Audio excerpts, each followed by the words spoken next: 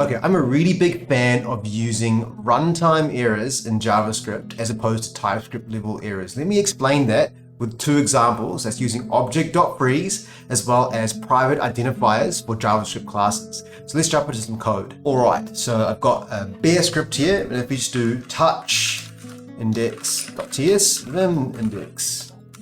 Cool, so what I'm going to do is I'm going to show you an example of a function where we return two things, two separate objects.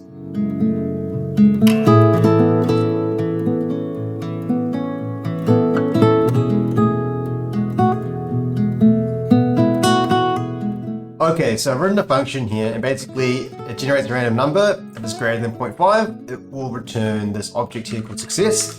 If it is less than 0.25, it's going to produce a success false with a particular message. And what we want to do is we want to discriminate between if it's a success or a false and then print off that message. So for example, we have a failure, we want to print off the message.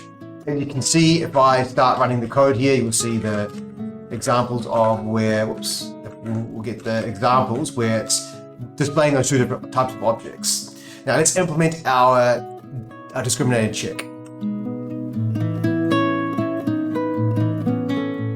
If we run this code here, you should get an error. So you can see where we run the code.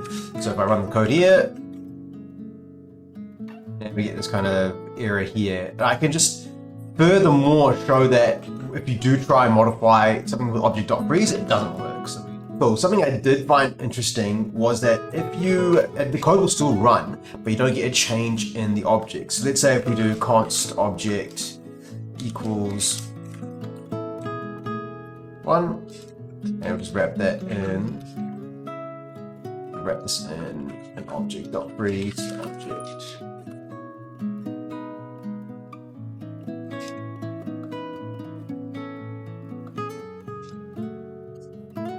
We've got object here. If we try and change this object dot a equals 2, see we get this actually runs, but if we look at our objects, we'll see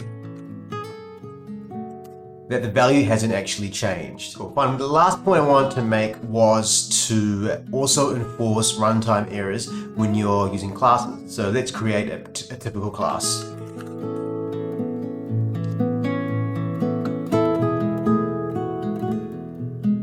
Great, so in our example here, we've declared a private variable A and we're trying to access it publicly.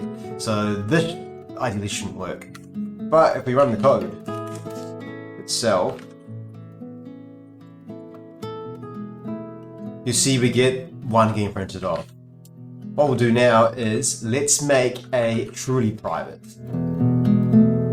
See, we get a TypeScript error. And if we run the code, we now get an actual syntax error because we're trying to get a private field. Awesome. Thank you so much for watching. I'm really hoping that this would help you out, makes you write better code. I still think writing code is good, well, good quality code is important, and these are steps to make things, your code a little bit cleaner and a little bit better. Thank you for watching.